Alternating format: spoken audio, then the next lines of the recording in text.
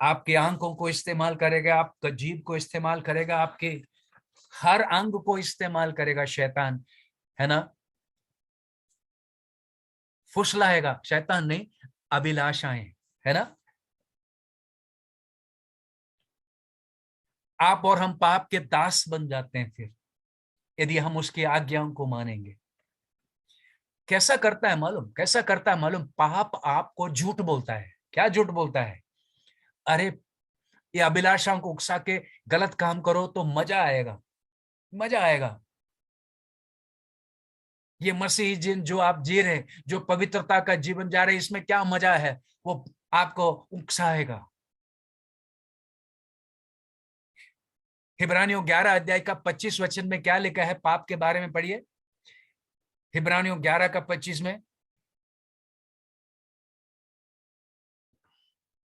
क्या लिखा है? इसलिए कि उसे पाप में थोड़े दिन के सुख भोगने से, पाप में थोड़े दिन का, इट्स फ्लीटिंग। पाप का अभिलाषा और खुशियां जो है, जो खुशियां वो वादा करता है, वो थोड़े समय का है प्रिय जी। जो ये बात नहीं बोलेगा, ये थोड़े समय के आनंद के बाद आपका जीवन मुसीबत में जाएगा, ये बात नहीं बताएगा। ओके। इफिसियों का 4 अध्याय 22 में लिखा है कि ये पुराना मनुष्य का अभिलाषा जो है वो छल करता, इट्स डिसीटफुल, धोखा देता है, छल करता है। पहला पत्रस पहला अध्याय 14 वचन में कहता है ये अभिलाषाएं अज्ञानता से भरा हुआ है, अज्ञानता से भरा हुआ है। सो ये अभिलाषाएं झूठी खुशियों को देने का वादा करता है, वो थोड़े समय का है, वो खत्म हो जाएगा और फिर भयानक भयानक अशांति और निराशा में आपको और हमें ले जाएगा प्रिय चीजों।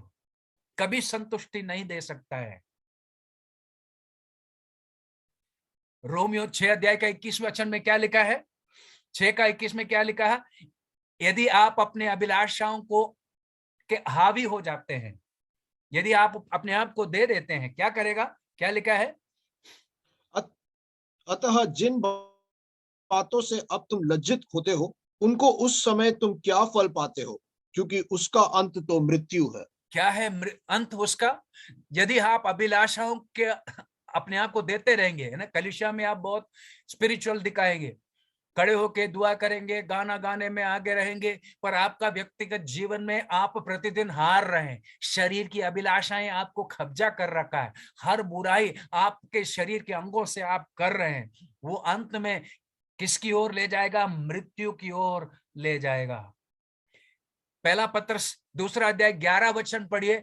ये भ्रष्ट अभिलाषाएं और पाप अल्टीमेटली अंत में क्या करना चाहते हैं? पढ़िए, पढ़िए।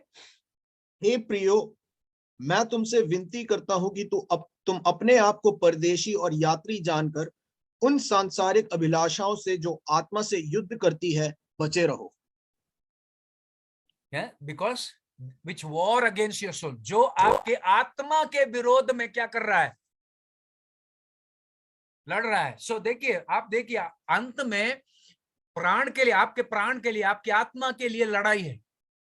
प्रभु यीशु आपकी आत्मा को बचाने के काम में है, परंतु यदि आप पाप के लिए, पाप की अभिलाषाओं के लिए, भ्रष्ट अभिलाषाओं के लिए अपने आप को और अपने शरीर के अंगों को अधर्म के काम के लिए सौंप देंगे, आपका प्राण को कब्जे में लेकर प्रिय जी जो अनंत काल का विनाश में आप और हम जाएंगे,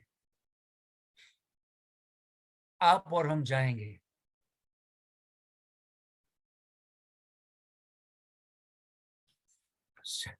याकूब कहता है जीभ को लेकर, जीभ को लेकर कहता है, he looks at the tongue and he says, पढ़िए याकूब का 3 अध्याय 5 से 8 को लेके पढ़िए, पढ़िए। वैसे वैसे हाँ, ही जीभ भी एक छोट सा अंग है हाँ, और बड़ी बड़ी डींगे मारती है। हाँ, देखो, थोड़ी सी आग से कितने बड़े वन में आग लग जाती है। हाँ, जीभ भी एक आग है। जीभ हमारे अंगों में अधर्म का एक लोक है और सारी देह पर कलंक लगाती है और जीवन गति में आग लगा देती है और नरक कुंड की आग से जलती रहती है। क्योंकि हर प्रकार के वन, पशु, पक्षी और रेंगने वाले जंतु और जलचर तो मनुष्य जाति के वश में हो सकते हैं और हो भी गए हैं, पर जीव को मनुष्यों में से कोई वश में नहीं कर सकता। वह एक ऐसी बला है जो कभी रुकती ही नहीं, वह प्राण नाशक विष से भरी हुई है। ये आपका जीव का और मेरा जीव का तस्वीर है। आपका जीव और मेरा जीव का तस्वीर है। यदि हाँ पाप हमारे अंदर घुस गया और आपकी अभिलाषाओं को कब्जा कर लिया, आपका जीव को शैतान इस्तेमाल करेगा। आपके जीव के प्रेरणा और ताकत नरक से मिलेगा। आग है, आग है, रिश्तों को तोड़ देता है, दिलों को खत्म कर देता है, प्राणों को नाश करता है, कलीसिया को तोड़ देता है, पति पत्नी के रिश्तों को खत्म करता है, बच्चे माँ बाप के जीवन को खत्म करता है। ये जीव जब पाप के अधीन में आ जाता है। मैं क्या कह रहा हूं, यदि आप प्रभु यीशु मसीह में मजबूत है प्रिय जीजो, यदि पाप आपके अंदर भी आ गया, आपके अंदर भी आ गया, जैसा सिमसोन है ना डिलाइला के साथ, यदि जब तक डिलाइला वफादार है तब तक डिलाइला का बात समसोन मान सकता है, पर जब डिलाइला भ्रष्ट हो गई, फलस्ती लोग उसको पैसा दिया इसके ताकत के रहस्य हमें बताना, तब डिलाइला उसका वफादार पत्नी नहीं रही, वो भ्रष्ट हो गई। उसी रीति से जब आपका अभिलाषाओं को पाप भ्रष्ट करता है, प्रिय जीजो, आपको उस भ्रष्ट अभिलाषाओं के बातों को मानने की जरूरत नहीं है। आप ना कह सकते हैं, you can say no, because they have become unfaithful. वो विश्वास योग्य नहीं है, दुश्मन के कब्जे में आ गए। अभिलाषाओं को मानने की जरूरत नहीं, पर सिमसोन माना है ना। उसके बाद एक बार नहीं, दो बार नहीं, कितना बार मारने की कोशिश किया, फिर भी वो उसी के पास जा रहा, उसी को मान रहा है। और आप और हम जानते हैं कैसे हम लोग पाप के आदत में पड़ गए। हम जानते हैं ये खतरनाक है, मेरे अभिलाषाओं को मानकर ये काम करना खतरनाक है, मेरे जीवन को खत्म कर देगा, फिर भी वही करते बैठे हैं। कैसे अच्छे चेले बनेंगे प्रिय जी, जो मैं आपसे पूछ रहा हूं, कैसे अच्छे चेले और सच्चे चेले बनेंगे यदि हम इस दुश्मन के ऊपर जो हमें निरंतर गिराते रहता है उसी की बात सुन के ही हम जीते हैं।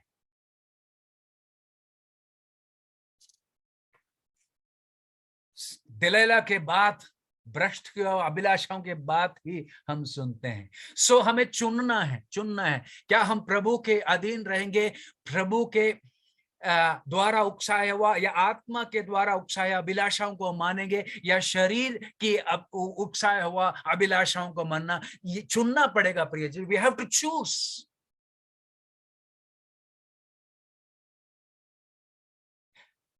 यीशु मसीह के, परमेश्वर के पवित्र अभिलाषाओं के मानकर मेरे शरीर के अंगों को धर्म के लिए मैं इस्तेमाल करूंगा, ये पाप की अभिलाषाओं जो मेरे शरीर के अंगों को पाप के लिए ले जाता है, उससे बेहतर हमें समझना है प्रिय जीजो। We have to choose knowing that godly desires and the godly surrender of our bodies to righteousness is better. बेहतर है, इस बात को समझना है पाप की अभिलाषाओं में अपने आप को देने के लिए।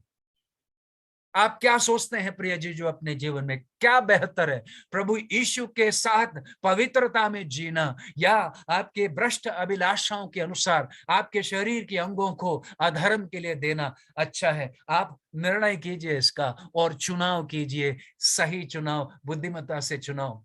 परमेश्वर के अनुग्रह की जरूरत है प्रिय जी, जो तब ही हम धार्मिकता के लिए जिएंगे, नहीं तो हम पाप में जिएंगे। लिखा है, अब कैसे हम पाप के लिए नहीं कहेंगे। पाप के लिए मैं आप एक उदाहरण देके मैं इस सेशन को अंत करूंगा। एक उदाहरण, मेरा कितना टाइम है और बचा हुआ मैं नहीं जान रहा हूं, मेरे को पता नहीं, I don't know. So let me give you N illustration. मैं आपको एक प्रश्न किसी ने पूछा, पाप के लिए कैसा मैं नहीं कहूं। Uncle, 7:50. Huh? 7:50.